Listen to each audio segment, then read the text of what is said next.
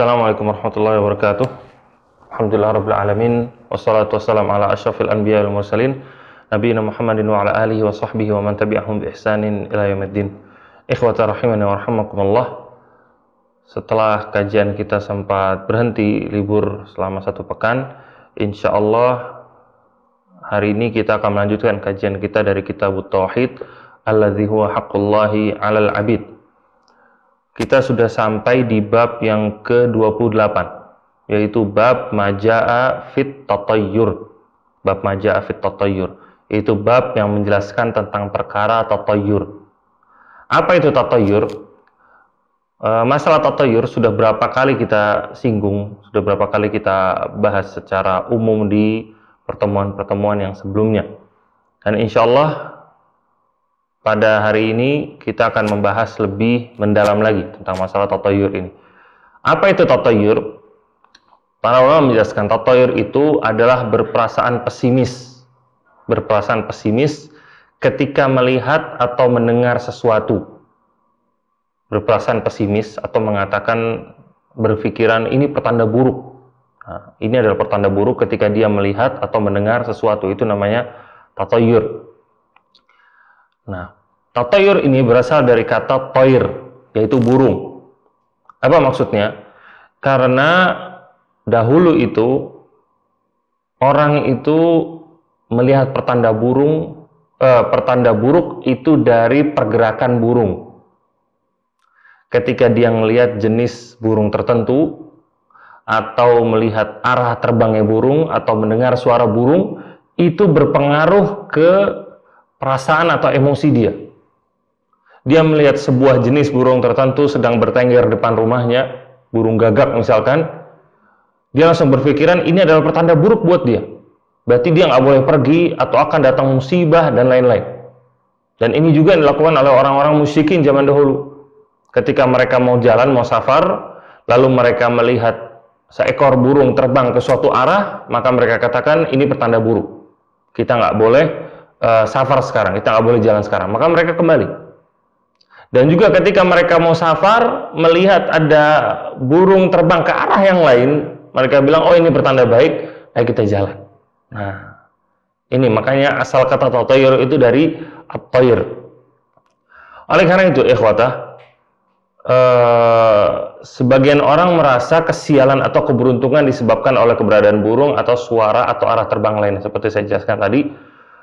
Maka segala sesuatu dianggap sebagai tatayyur jika hal tersebut yang hakikatnya tidak bisa memberikan pengaruh dianggap bisa membawa keberuntungan atau kesialan. Itu namanya tatayyur.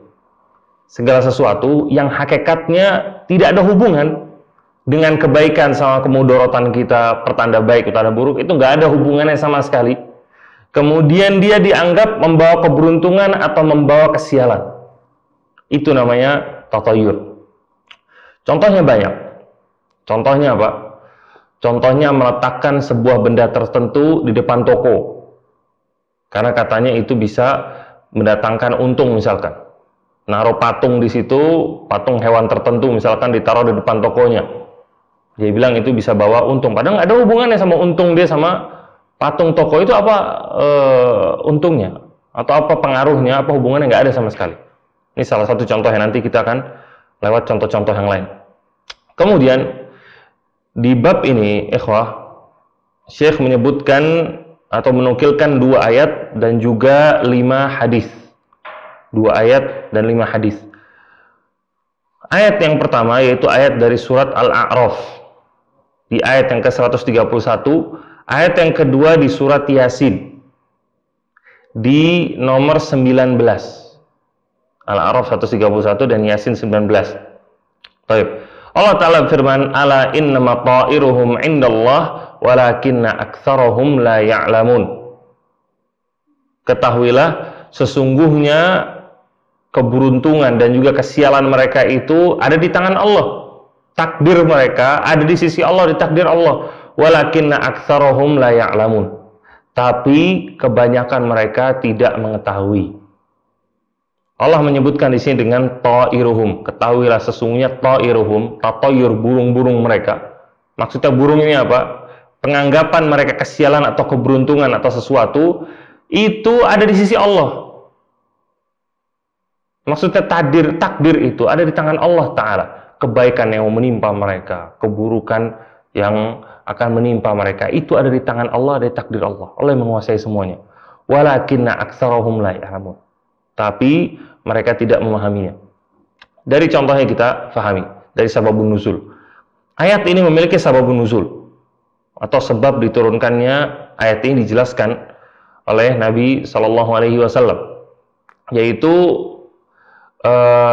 ketika kaum Fir'aun menganggap musibah yang menimpa mereka disebabkan oleh Musa dan para pengikutnya. Nah, ini berkaitan dengan ayat-ayat sebelumnya, antum bisa baca. Ayat ini berkaitan tentang kaum Fir'aun ketika musibah menimpa mereka. Allah Ta'ala berikan cobaan, bencana kepada mereka. Mereka katakan yang menimpa kita ini disebabkan oleh Musa dan para pengikutnya. Maka Allah membantah mereka dalam ayat ini, bahwasanya keberuntungan dan juga kesialan yang menimpa kalian itu tergantung Allah Ta'ala, bukan karena Musa alaihissalam. Allah mengatakan sesungguhnya mereka kaum yang tidak mengetahui. Allah menutup ayat ini dengan mengatakan walakinna aktsarahum la ya'lamun, tetapi kebanyakan mereka tidak mengetahuinya. Tidak mengetahui apa maksudnya? Yaitu tidak mengetahui bahwasanya Musa justru tidak membawa kecuali kebaikan. Nah, mereka mengira Musa bawa kesialan, padahal yang Musa bawa itu kebaikan. Tapi itu yang mereka nggak tahu, karena mereka mengingkari. Musa tidak membawa kecuali kebaikan dan juga kemenangan, bukan kesialan apalagi musibah. Ini yang mereka tidak ketahui. Kemudian di ayat yang kedua, ikhwata, di surat Al-A'raf atau di surat Yasin ini, Allah Ta'ala firman, qalu ta'irukum ma'akum a'in dzukirtum bal antum qaumun musrifun. Mereka berkata, ta'irukum ma'akum, yaitu kesialan kalian itu tergantung sama kalian, kembali kepada kalian. Apa maksudnya? Maksudnya adalah keburukan yang terjadi itu disebabkan karena perilaku sendiri. Bahwasanya kemaksiatan dan kekufuran akan mendatangkan musibah dan bala. Allah mengatakan di sini ta'irukum ma'akum. Tatayur itu tergantung kalian, itu bersama kalian. Maksudnya apa? Maksudnya itu terjadinya musibah, terjadinya bencana, itu karena kalian sendiri. Itu karena kemaksiatan yang kalian lakukan, karena kekufuran yang kalian lakukan. Itu makanya musibah ini terjadi, bencana ini terjadi karena itu. Jadi jangan disandarkan kepada yang lain. Nah, kemudian kita masuk ke hadis. Di hadis yang pertama, Syekh menukilkan hadis dari Abu Hurairah, bahwasanya Rasulullah SAW bersabda, la adwa, wala tiarah, wala hamma, wala safar. Nabi mengatakan tidak ada yang namanya penyakit menular, tidak ada yang namanya tatayur, tidak ada yang namanya hama. Hama ini sebagian mengartikan suara burung hantu. Wala safar, yaitu keburukan dari bulan Safar. Kemudian ditambahkan lafadznya oleh Muslim, wala nau'a wala ghul. Dan tidak ada itu yang namanya keburukan, kebaikan disebabkan karena suatu bintang atau karena penyebab jin atau setan. Nah, di sini harus perhatikan, ikhwata. Hadis ini menjelaskan bahwa semua hal-hal yang disebutkan ini yang dianggap membawa sial oleh sebagian manusia tidak akan bisa memberikan kesialan atau kecelakaan tanpa izin dari Allah Ta'ala. Nah, di sini Nabi menyebutkan penyakit menular, tatayur, kemudian suara burung hantu, kemudian bulan Safar, kemudian bintang-bintang, kemudian jin dan setan. Sebagian orang dulu dan mungkin sampai sekarang mereka menganggap ada kesialan pada hal-hal ini. Itu ketika mau melakukan sesuatu itu terjadi pada bulan Safar. Kemudian penyakit menular, akhirnya mereka takut sama penyakit menular. Mungkin hadis ini sering didengar pada bulan-bulan ini, di zaman corona ini. Kemudian juga masalah tatayur, masalah suara burung tertentu, masalah bintang bisa membawa kebaikan atau kesialan dan lain-lain. Nabi menjelaskan mereka tidak bisa membawa keburukan tanpa izin Allah. Nggak ada. Mereka nggak ada pengaruh sama sekali dengan kesialan atau keberuntungan manusia. Ini dijelaskan oleh Nabi Shallallahu Alaihi Wasallam. Nggak ada. Bahkan yang namanya penyakit menular sekalipun tidak akan bisa menular tanpa izin dari Allah Ta'ala. Apakah ada penyakit menular? Ada penyakit menular, tapi tidak bisa menular kecuali dengan izin Allah. Harus dengan izin dari Allah. Kalau Allah tidak izinkan, tidak akan bisa menular. Nah, sama dengan kita mengajar. Ada murid, kita berusaha mengajarkan dia, berusaha ngasih tahu dia kebaikan. Kalau dia nggak paham, itu karena dari Allah Ta'ala, taufik dari Allah. Sebagaimana dakwah, terkadang kita sampaikan kepada seorang, supaya orang itu bertobat, supaya orang itu bermaksiat. Tapi dia menerima nasihat tersebut, itu butuh taufik dari Allah. Harus dengan izin Allah. Tanpa izin dari Allah, mau seperti apapun kita bicara, nggak bakal sampai. Nggak bakal bisa masuk dalam hatinya. Sama perkara dengan keburukan. Penyakit menular ada nggak? Ada. Cuma tidak akan bisa menular dengan sendirinya. Yaitu penyakit ini membawa keburukan sendiri, bisa memberikan keburukan tanpa izin Allah Ta'ala. Ini nggak bisa, nggak mungkin. Allah yang memberikan hal ini. Karena Allah ada izin dari Allah Ta'ala, baru akhirnya terjadi. Dan ini termasuk semua kesialan yang banyak diyakini oleh orang-orang Indonesia. Seperti apa? Seperti keburukan pada Jumat Kliwon. Kemudian adanya kucing hitam yang nyebrang. Kemudian pamali, angka 4, angka 13, atau warna-warna tertentu, dan lain-lain. Contohnya banyak sekali. Contohnya banyak. Nah, ini semua adalah bentuk-bentuk tatoyur. Ketika kita mau melakukan suatu, jangan pamali, kata dia.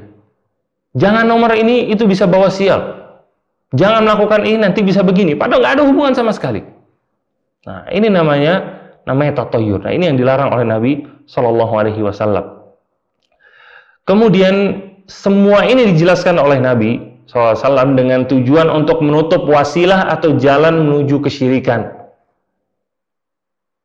Karena ketika orang terbiasa untuk mempercayai hal-hal seperti ini yang nggak ada hubungannya sama sekali, padahal terbiasa hatinya itu untuk berkaitan atau bersandar kepada hal-hal ini, bukan kepada Allah Ta'ala. Hilang rasa tawakalnya kepada Allah. Karena menganggap benda-benda ini bisa mendatangkan keburukan dengan sendirinya seakan-akan. Padahal nggak ada hubungan sama sekali. Nah, makanya jalan ini ditutup oleh Nabi SAW. Untuk membuat seorang selalu bergantungnya kepada Allah, bukan kepada makhluk. Dan dari sini juga kewajiban kita untuk mempercayai takdir Allah dan senantiasa bertawakal kepadanya. Nah, mengajarkan kita untuk selalu bertawakal kepada Allah. Karena segala sesuatu itu, segala usaha bisa berhasil ketika kita bertawakal, ketika kita bersandar diri kepada Allah Ta'ala, dan juga dengan mempercayai takdir Allah. Terkadang suatu keburukan terjadi bukan karena benda itu, bukan karena hal tersebut, tapi karena Allah Ta'ala mentakdirkan. Betapa banyak orang yang belajar dengan rajin, tapi pas ujian nilai tetap jelek. Pas ujian ternyata Allah takdirkan dia lupa. Allah takdirkan dia salah tulis yang dia nggak lihat sama sekali, padahal udah koreksi berkali-kali. Betapa banyak orang yang bekerja siang malam, tapi nggak mendapatkan sesuai dengan yang dia butuhkan. Yang harusnya untungnya bisa segini, tapi nggak dapat segitu misalkan. Semua ada takdir Allah Ta'ala. Nah, kita lihat aja di masa pandemik ini misalkan. Banyak yang pas awal pandemik mereka baru buka toko. Itu udah ikhtiar mereka. Udah ngontrak tokonya, sudah beli barang-barang untuk tokonya, misalkan buka restoran dan lain-lain. Ternyata pandemik mulai. Akhirnya rugi mereka. Siapa yang menguasai hal ini? Apakah penyakit yang disalahkan? Ya bukan. Ini takdir dari Allah Ta'ala. Nah, wajib makanya bagi kita untuk menerima takdir Allah. Dan di belakang takdir Allah pasti ada hikmah atau manfaat-manfaat yang besar. Kemudian ikhwata, Kita beralih ke hadis yang berikutnya. Hadis yang berikutnya yang diriwayatkan oleh Bukhari dan Muslim dari Anas bin Malik radhiyallahu taala anhu, beliau berkata, Rasulullah SAW bersabda, la adwa wa la tiarah wa yu'jibunil fa'al. Qila wa mal fa'lu? Qal al kalimatut thayyibah. Nabi bersabda, tidak ada yang namanya penyakit menular, tidak ada yang namanya kesialan atau tatayur, tanda-tanda buruk.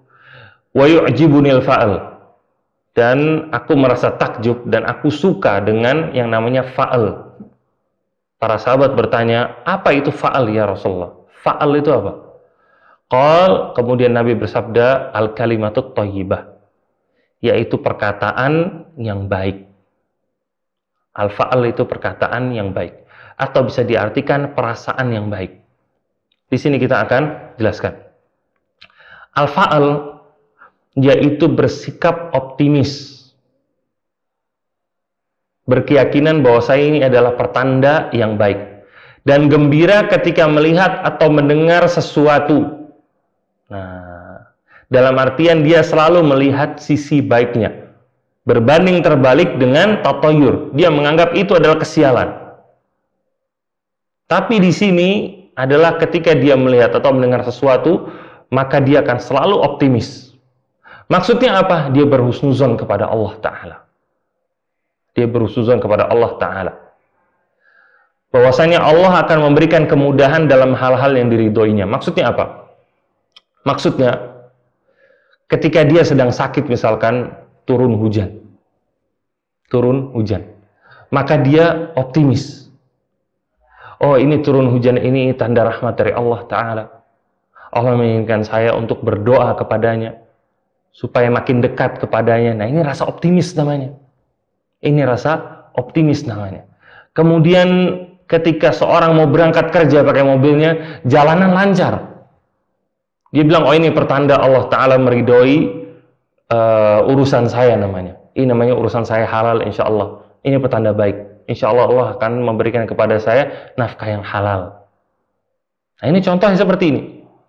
Nah, Allah akan memberikan kemudahan dalam hal-hal yang diridhoinya. Ketika kita melihat suatu tanda, maka kita berhusnuzon. Oh, ini dari Allah Ta'ala. Ini pertanda hal ini adalah hal yang halal. Kebaikan, kemudahan ini pasti dari Allah. Menunjukkan hal ini adalah hal yang diridhoi oleh Allah Ta'ala. Nah, ini namanya al-fa'al. Kemudian, adapun tatayur berarti su'uzon kepada Allah. Al-fa'al adalah husnuzon, berkeyakinan baik kepada Allah, beritikat baik kepada Allah. Sedangkan su'uzon adalah menganggap buruk kepada Allah. Nah, menganggap buruk kepada Allah, dan ini termasuk adab yang buruk. Bahkan suatu hal yang nggak ada hubungan sama sekali, dia langsung bersu'uzon. Ini adalah petanda buruk bagi saya. Saya nggak bakal melakukan hal ini. Adapun orang yang melakukan al-fa'al, dia akan melihat segala sesuatu dari sisi baiknya. Dari sisi baiknya. Ini pertanda Allah Ta'ala cinta dengan saya. Dia selalu optimis. Dia selalu melihat sisi baiknya. Kemudian kita masuk ke hadis yang berikutnya. Hadis yang ketiga. Hadis yang ketiga, an Uqbah bin Amir. Dari sahabat Uqbah bin Amir. Dia berkata, Dzukiratit tiarah inda Rasulillah sallallahu alaihi wasallam. Dia berkata, Rasulullah SAW pernah ditanya tentang masalah at-tiarah atau tatayur ini. Maka Nabi bersabda, ahsanuhal fa'al. Tiarah yang terbaik atau tatayur yang terbaik itu yang namanya fa'al. Wala taruddu musliman. Adapun tatayur yang lain, itu tidak boleh menahan seorang muslim dari melakukan sesuatu. Fa idza ra'a ahadukum ma yakrah. Maka ketika seorang dari kalian melihat hal yang dia nggak suka, falyaqul Allahumma la ya'ti bil hasanati illa anta. Maka hendaklah dia berkata, ya Allah, tidak ada yang bisa mendatangkan kebaikan kecuali Engkau. Wa la yadfa'us sayyi'ati illa anta. Dan tidak ada yang bisa menolak keburukan kecuali Engkau. Wa la haula wa la quwwata illa bik. Nah, di sini ikhwata rahimani wa rahimakumullah, ini hadis yang luar biasa yang dijelaskan oleh Nabi SAW. Bahwasanya al-fa'al itu sebenarnya termasuk dari bagian tatayur. Tapi al-fa'al adalah hal yang diperbolehkan. Karena orang itu berhusnuzon, dia beroptimis, dia husnuzonnya kepada Allah Ta'ala. Tanda-tanda kebaikan ini datangnya dari Allah, bukan datang dengan sendirinya. Ini datang dari Allah Ta'ala. Dan hadis ini juga menjelaskan doa dari Nabi SAW ketika seorang melihat sesuatu yang dianggap pertanda buruk baginya. Itu terkadang syaitan, dia memberikan was-was kepada hati manusia. Dia katakan, ini pertanda buruk. Ini pertanda buruk. Kita mau jalan misalkan lewat seekor kucing hitam misalkan. Terkadang syaitan membisikkan kepada kita, oh ini pertanda buruk, nih ada kucing hitam. Maka ini doa yang kita baca. Allahumma la ya'ti bil hasanati illa anta, wa la yadfa'u sayyi'ati illa anta, wa la hawla wa la quwata illa bik.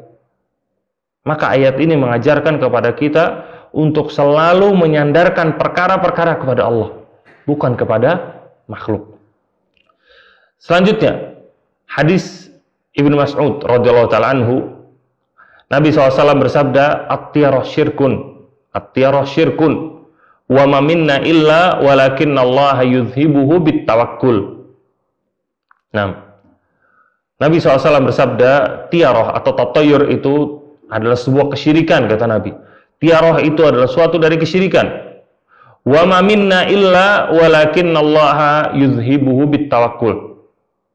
Nabi mengatakan, dan kita nggak bakal terkena tatayur itu. Adapun Allah akan menghilangkan tatayur itu atau kesialan itu dengan tawakal kepadanya. Dengan bertawakal kepadanya.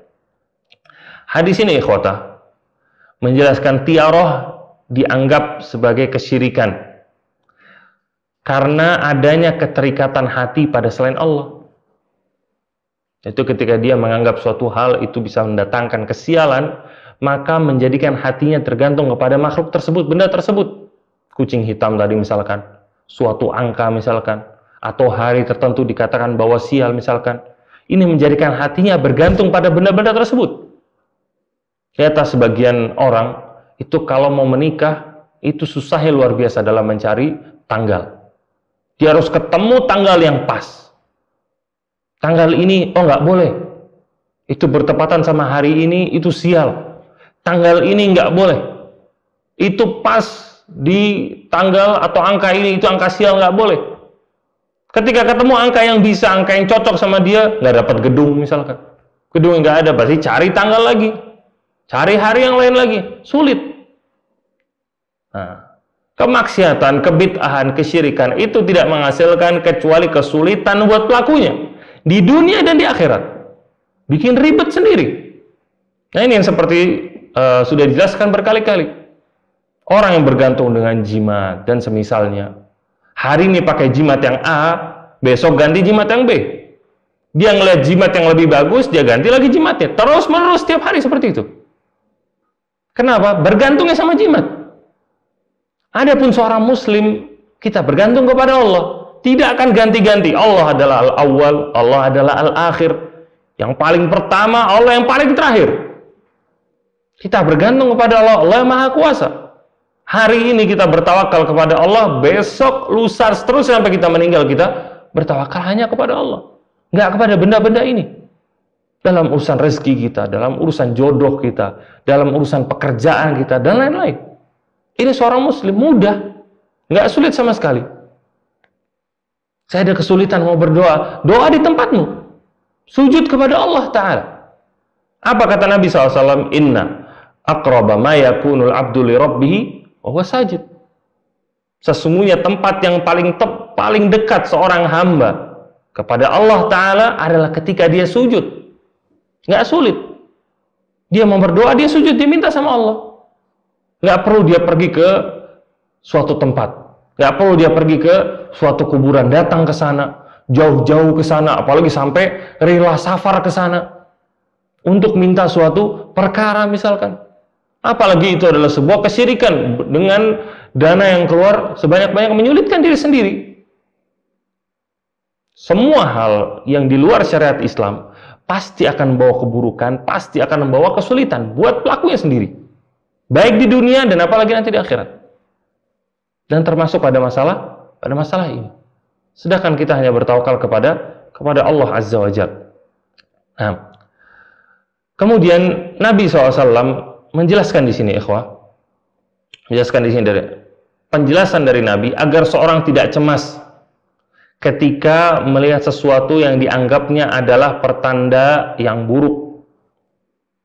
Ketika seorang melihat itu pertanda yang buruk, seperti dibilang tadi, ini adalah was-was terkadang datang dari syaitan, maka seorang nggak perlu cemas. Nabi menjelaskan di sini.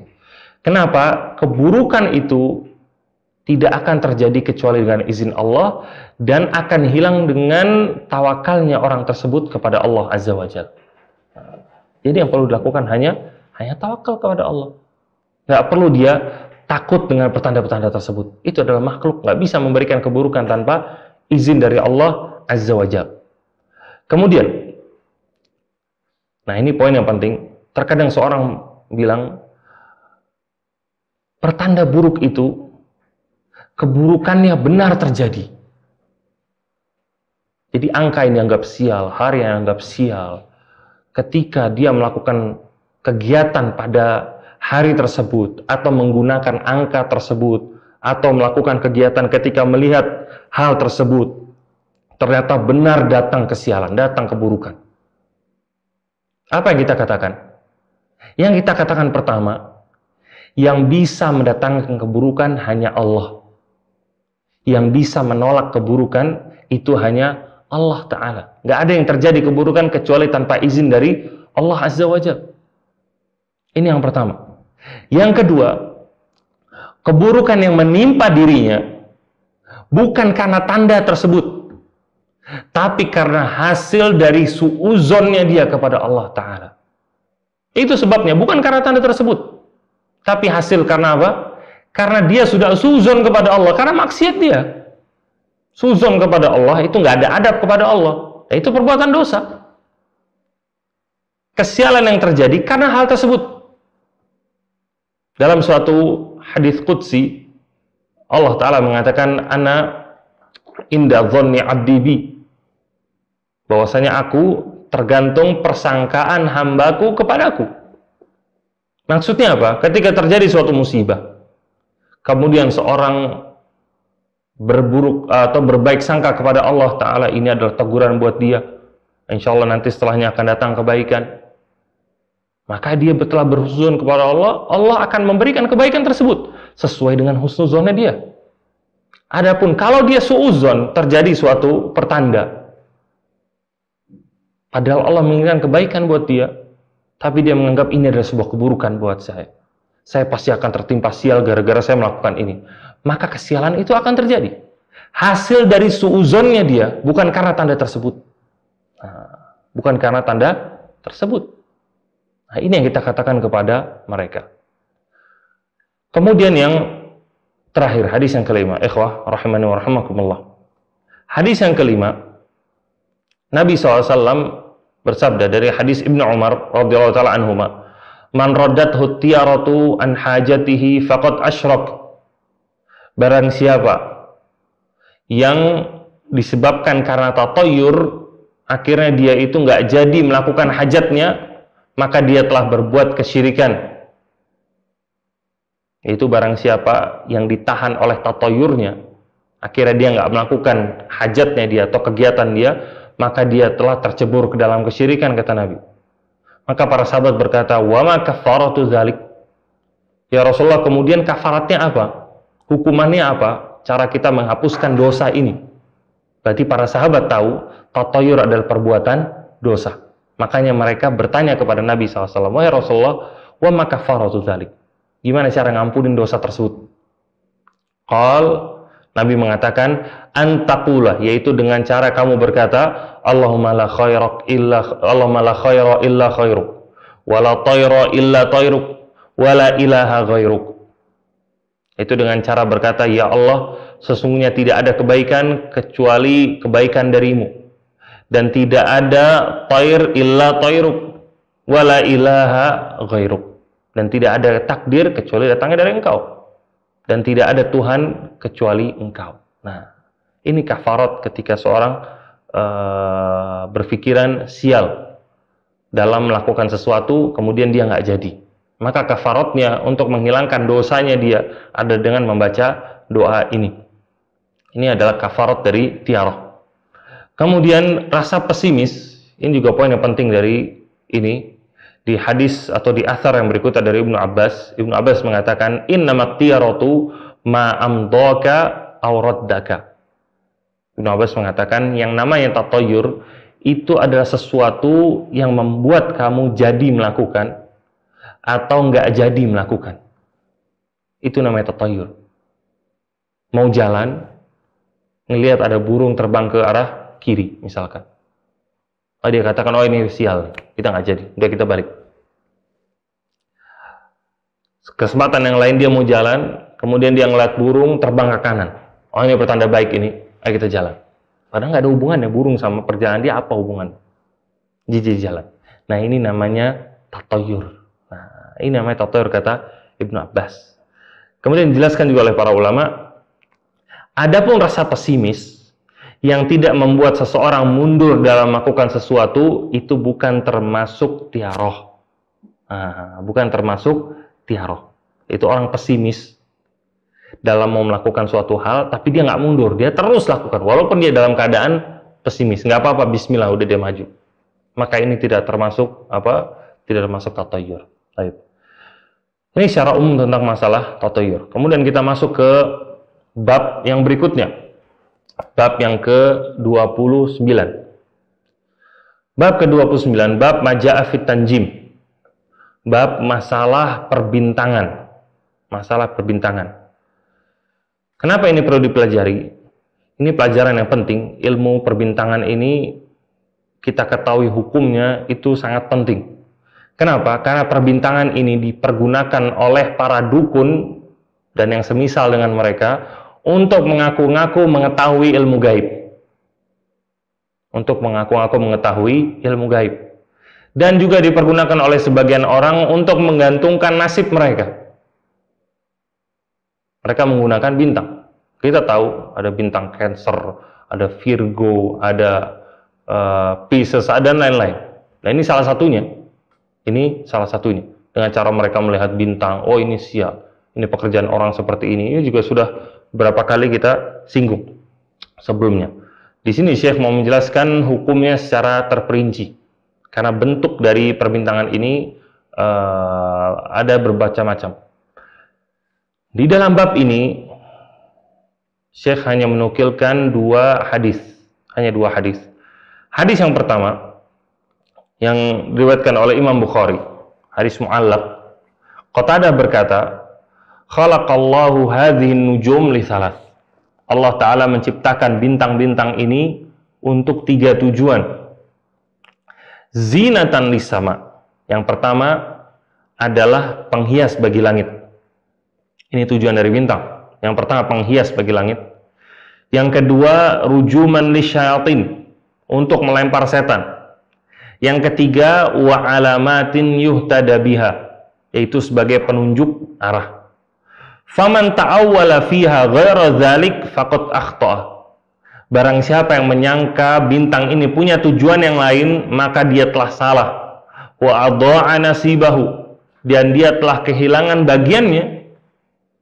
Wa takallafa ma la ilma lahu bihi, dan dia telah memberatkan diri kepada hal yang dia nggak ketahui sama sekali. Nah, ini jadi tujuan dari adanya bintang yang Allah Ta'ala ciptakan. Dan Qatadah di sini yang disebutkan oleh Qatadah sesuai dengan yang disebutkan oleh Allah Ta'ala dalam Al-Quran. Tadi disebutkan tiga tujuan: penghias langit, pelempar setan, penunjuk arah. Penghias langit dan pelempar setan Allah Ta'ala sebutkan dalam surat Al-Mulk. Dalam surat Al-Mulk Allah Ta'ala sebutkan, walaqad zayyana as-samaa'a ad-dunya bimasabiha wa ja'alnaha rujuman lisyayatin. Dan telah kami hiasi langit dunia bimasabih, dengan lampu-lampu, yaitu dengan bintang-bintang itu. Wa ja'alnaha rujuman lisyayatin, dan kami pun menjadikannya sebagai pelempar untuk setan. Nah, jadi dengan hiasan. Makanya indah ketika membayangkan kita tiduran di alam, misalkan di atas tanah, melihat ke langit pada malam hari dipenuhi dengan bintang-bintang. Itu indah kita melihatnya. Dan bintang ini pun untuk melempar setan. Kita sudah lewat di bab-bab yang sebelumnya, Allah Ta'ala mempergunakan setan ini ketika ada jin yang mau mencuri berita dari langit. Allah Ta'ala melempar mereka dengan bintang ini. Kemudian yang ketiga adalah penunjuk arah. Allah Ta'ala sebutkan dalam surat An-Nahl di ayat ke-16. Allah mengatakan wa alamatin wa bin najmi hum yahtadun. Dan tanda-tanda dan juga dengan bintang itu mereka melihat arah mereka. Mereka melihat arah mereka. Di sini, ikhwah, Allah mengatakan wa alamat dan tanda-tanda. Tanda-tanda di sini ditafsirkan oleh para ulama maksudnya adalah gunung. Gunung yang tinggi pada siang hari itu menjadi penunjuk arah bagi orang yang jalan, mau musafir. Jalannya kemana? Mau jalan ke arah gunung tersebut. Arahnya pokoknya ke arah gunung itu. Atau di balik gunung tersebut. Ini salah satu dari tandanya, yaitu adanya gunung tersebut sebagai penunjuk arah di siang hari. Adapun di malam hari, wa bin najmi hum yahtadun, yaitu dengan bintang. Itu dengan bintang. Kita tahu kemana arah utara, selatan, timur, barat. Dan ini banyak dikuasai oleh para nelayan untuk mereka bisa pulang ke rumah dengan cara melihat bintang-bintang di langit ini. Ini tujuan dari adanya bintang. Kemudian hadis ini juga menjelaskan kepada kita keharusan untuk melihat Al-Quran dan hadis dalam menghukumi perkara. Yaitu ketika sebagian orang menganggap di antara fungsi bintang ini adalah untuk mengetahui masa depan, untuk mengundi nasib dan lain-lain. Ini salah satu tujuan bintang kata mereka. Kita katakan kepada mereka, coba kita lihat dalam Al-Quran. Apakah ini terbukti? Apa ini benar? Itu salah satu tujuan dari bintang. Ternyata Allah nggak pernah ada sebutkan tujuan dari bintang itu untuk mengundi nasib dan lain-lain. Nggak ada. Maka wajib bagi kita untuk senantiasa kembali kepada Al-Quran dan juga hadis dalam menghukumi suatu perkara. Allah Ta'ala mengatakan dalam surat An-Nisa di ayat ke-59, fa in tanaza'tum fi syai'in farudduhu ilallahi war rasul. Jika kalian berselisih tentang sesuatu, maka kembalikanlah kepada Allah dan juga kepada Rasul. Allah dan Rasul, ini maksudnya kata para ulama, yaitu kepada Allah, yaitu kepada Al-Quranul Karim. Kepada Rasul, yaitu kepada Rasulullah SAW di masa hidupnya, dan kepada hadisnya ketika beliau sudah meninggal dunia. Dan ini ijma' para ulama. Maka kita kembalikan kepada Al-Quran dan juga sunnah Nabi SAW. Kemudian, ikhwah, di sini Syekh menyebutkan wa kariha ta'allumal qamar wa lam yurakhis fihi Ibnu Uyainah. Dan dibenci, yaitu Qatadah tadi yang menyebutkan hadis yang pertama. Qatadah itu benci ta'alluma manazimal qamar, membenci ilmu menghitung menghitung ukuran dari bulan, menghitung pergeseran bulan. Menghitung pergeseran bulan. Qatadah benci ilmu yang mempelajari pergeseran bulan. Bulan itu bergeser 28 kali kata para ulama. 28 kali di hari pertama, hari kedua, hari ketiga itu bulan itu bergeser. Bentuknya berbeda-beda. Nanti jadi purnama di tanggal 13, 14, 15. Kemudian nanti ketika di akhir bulan menjadi hilal. Nah, ini namanya pergeseran bulan. Qatadah mengatakan dibenci mempelajari ilmu ini, yaitu secara mendetail itu dibenci. Sedangkan Ibnu Uyainah, yaitu Sufyan Ibnu Uyainah, beliau mengatakan enggak, tetap hukumnya nggak boleh. Tetap hukumnya nggak boleh. Wa dzakarahu harbun anhuma. Wa rakhasa fi ta'allumil manazil Ahmad wa Ishaq. Adapun Imam Ahmad bin Hanbal dan juga Ishaq Ibn Rahawai, mereka berdua memberikan keringanan, boleh belajar ilmu ini, yaitu pergeseran bulan. Ini diketahui atau dikenal oleh para ulama namanya ilmu tasyir. Ini di Arab. Anda nggak tahu di Indonesia namanya ilmu apa. Di Arab namanya ilmu tasyir. Ilmu tasyir ini mengetahui perpindahan atau pergeseran bulan untuk mengetahui waktu sholat dan penentuan musim. Ini ilmu tasyir, tujuannya untuk itu. Nah, dari sini difahami hukum dari hal ini saja, yaitu ilmu tasyir yang cuma pergeseran bulan, tahu waktu sholat, kemudian musim dan lain-lain. Hukumnya saja diperselisihkan oleh para ulama. Karena sebagian para ulama khawatir seorang akhirnya bermudah-mudahan sama ilmu perbintangan ini, akhirnya masuk ke meramal nanti. Nah, makanya dibenci sama mereka.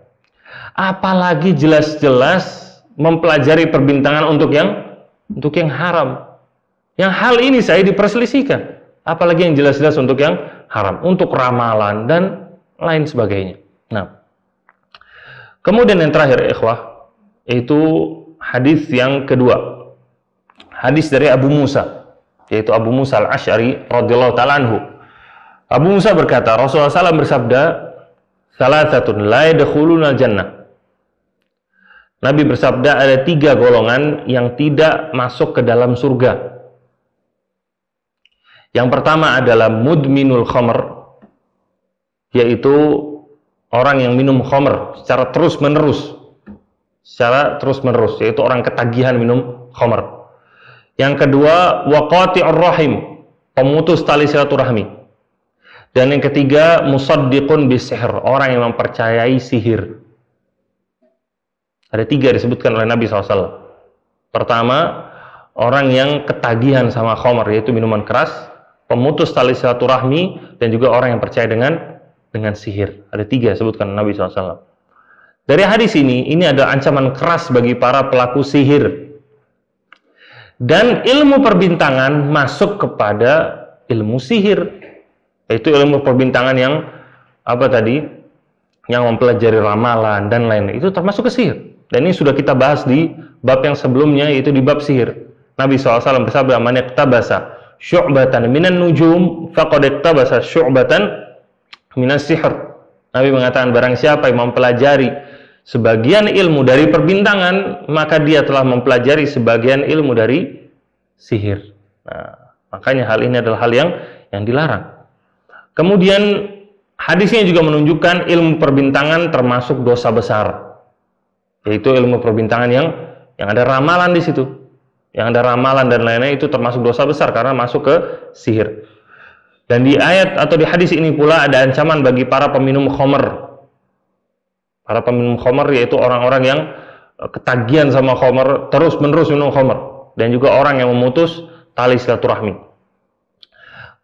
Faedah yang selanjutnya, dan ini faedah yang penting, hadis ini adalah bukti kepedulian Islam yang besar atas keselamatan jiwa, keluarga, dan agama seseorang. Hadis ini Nabi SAW menjelaskan apa? Ada 3 golongan yang tidak masuk dalam surga. Orang yang ketagihan minum khamr, pemutus tali silaturahmi, orang yang percaya dengan sihir. 3 dosa ini, 3 jenis dosa yang berbeda, bukan dari satu jenis. Yang pertama, peminum khamr. Dengan seorang minum khamr, dia merusak akalnya. Ketika orang sudah minum khamr, segala maksiat bisa dia lakukan tanpa dia sadari sama sekali. Dan ketika seorang itu terbiasa minum khamr, maka akalnya bakal rusak. Sedangkan Islam itu mengagungkan akal. Untuk bisa memahami agama ini, bisa belajar, itu butuh yang namanya akal. Seorang harus berpikir. Dijaga sama Islam, nggak boleh yang rusak ini. Nikmat dari Allah. Kemudian yang kedua, Islam menjaga masalah keluarga. Ini jenis yang kedua. Dijaga sama Islam. Nggak boleh mutus tali silaturahmi. Seorang harus saling tolong-menolong satu sama lain. Dan bahkan Allah Ta'ala sebutkan dalam Al-Quranul Karim tentang haknya karib kerabat kita. Nggak boleh memutus tali silaturahmi. Tapi mereka itu berhak untuk mendapatkan bantuan kita. Entah itu dengan harta ataupun dengan nasihat. Nggak boleh motong tali silaturahmi. Kemudian yang ketiga, masalah sihir. Ini adalah untuk menjaga agama seseorang. Menjaga agama seorang, agar seorang senantiasa bertawakal kepada Allah, tidak melakukan kesyirikan dan lain-lain. Jadi ini kepedulian Islam kepada pemeluknya yang harus selalu kita jauhi. Baik. Mungkin sampai di sini kajian kita. Insya Allah akan kita lanjutkan pada pertemuan yang selanjutnya. kita akan masuk ke bab Maja'a fil istisqa bil anwa, yaitu bab tentang meminta hujan kepada bintang-bintang, dan masuk ke bab-bab yang lain. Baik, aku qouli hadza wa sallallahu nabiyana Muhammad wa ala alihi wa sahbihi wa atba'i bi ihsan. Wassalamualaikum warahmatullahi wabarakatuh.